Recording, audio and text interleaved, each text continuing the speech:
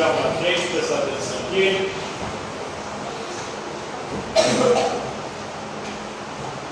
no nosso estudo da diversidade religiosa, das diversas religiões, hoje nós vamos conhecer aquele que é considerado o fundador do cristianismo. Essa aqui é a nova religião do planeta, tem mais de 2 bilhões de fiéis. Quem é considerado o fundador do cristianismo? Jesus Cristo. Ele é chamado de Messias. Você sabe o que significa Messias? Sabe? Messias em hebraico significa ungido.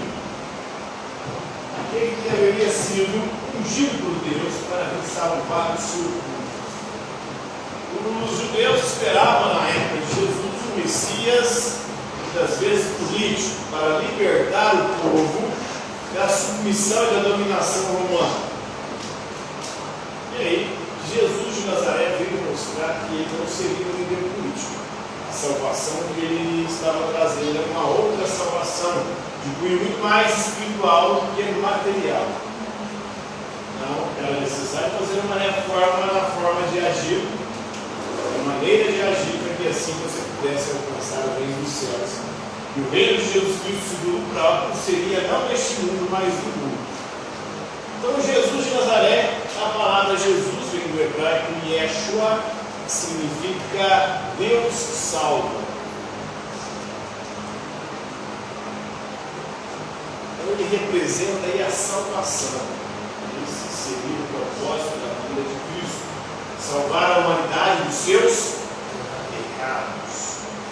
Teve Moisés, que foi um Messias também, libertador político, libertou o povo da escravidão do Egito. Jesus seria um novo Messias, e levar a perfeição à revelação, trazer a salvação. Agora, a libertação que Jesus traz não é a libertação da escravidão, mas a libertação da morte, para conceder àqueles que seguissem a vida, a ressurreição. Essa era a promessa de Cristo, de Jesus. Isso significa Messias também. Então, o ungido Jesus significa Deus salva. Ele viveu uma parte da sua vida em Nazaré, mas segundo a tradição, segundo a Bíblia, ele nasceu em Belém, assim, inclusive uma parte da sua vida no Egito. Em alguns anos de sua vida, dos 12 aos 30 anos, ninguém sabe o que ele fez. Para onde ele andou nesse período, né? Então, ele teria nascido entre os anos 6 e 4 a.C., então Jesus nasceu antes dele mesmo. Nasceu antes de Cristo, porque segundo os relatos bíblicos, os governantes da Judéia daquela época, eles morrem por volta desse ano aqui, os que são descritos lá. Então, se Jesus nasceu naquele ano e eles estavam vivos, então tem que ter sido por volta de 6 e 4 anos de Cristo que Jesus nasceu. Em Belém, Israel, segundo uma profecia bíblica do Antigo Testamento, dizendo que o Messias viria de lá, essa cidade, que era a cidade também do rei Davi. E aquele que seria o Messias deveria ser também da descendente de Davi, ele devia ter ascendência davídica. E a importância dele foi o fundador da religião cristã, que, apesar de tudo, há muita contestação se Jesus seria fundado ou não uma religião. Se o cristianismo não é algo muito mais dos discípulos do que do próprio Cristo.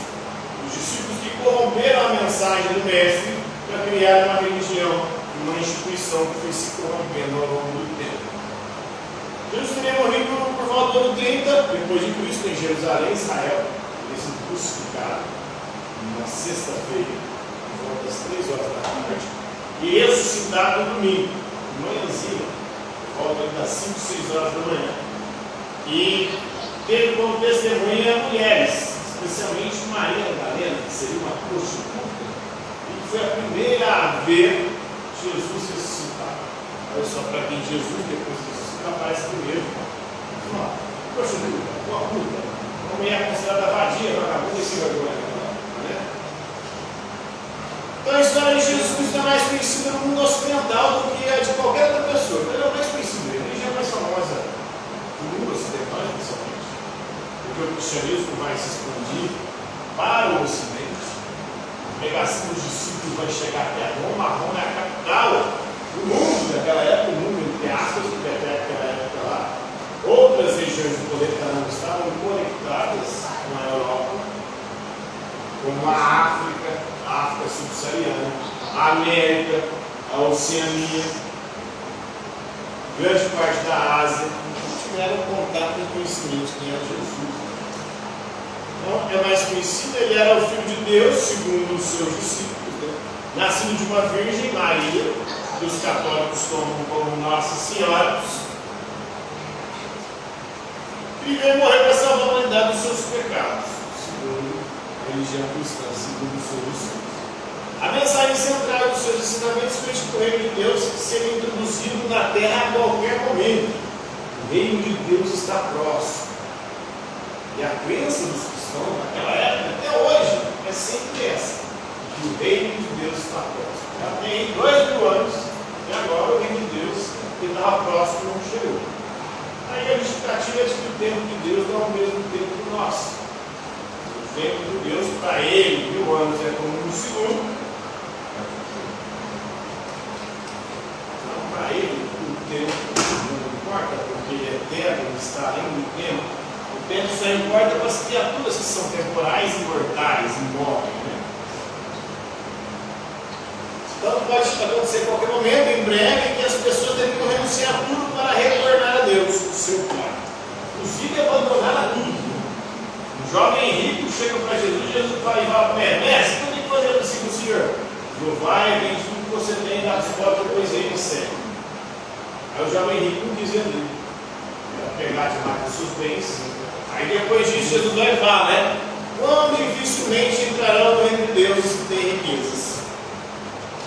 É mais fácil um camelo passar no buraco de uma agulha do que um rico entrar no reino dos céus. Por quê? Porque o reino dos céus é um reino espiritual que requer desapego às coisas materiais, às pessoas e às riquezas. Então essa era a mensagem de Jesus.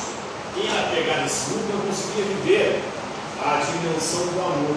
O amor que é sacrifício, que é dar a vida pelo outro. Quem é apegado às coisas não tem coragem de anunciar nada, não tem coragem de sacrificar por nada. Jesus veio pegar o sacrifício, sacrificar pelo outro.